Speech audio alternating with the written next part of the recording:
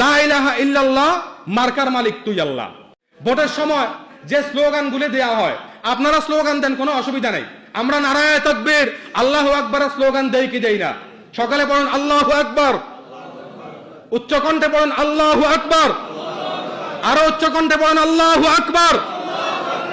আসেন, এটা আমাদের ইসলামী স্লোগান।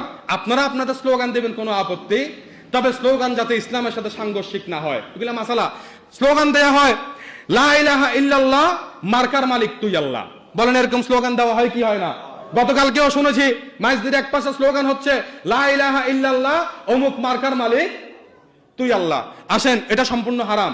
কারণ লা ইলাহা ইল্লাল্লাহ কালেমার অর্থ ওয়াহদানিয়াত, তাওহীদের দাওয়াত দেওয়া, আল্লাহর একাত্মবাদের কি করা?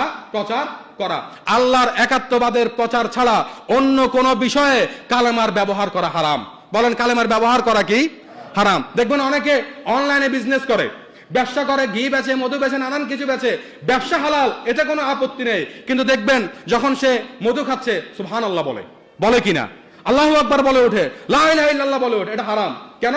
ফতোয়া হিন্দিয়াতে আছে, তারপরে আহসানুল ফতোয়াতে আছে, এরপরে আসবাহুন নাজায়েরের 53 নম্বর পৃষ্ঠায় আছে যে আল্লাহর নাম ব্যবহার করে এই সমস্ত ব্যবসা বাণিজ্যিক কেন্দ্রে বা যে কোনো পন্থায় আল্লাহর নামের মৌলিক উদ্দেশ্য ছাড়া, কালেমার মৌলিক উদ্দেশ্য ছাড়া কি করা যাবে না? এই নাম ব্যবহার করা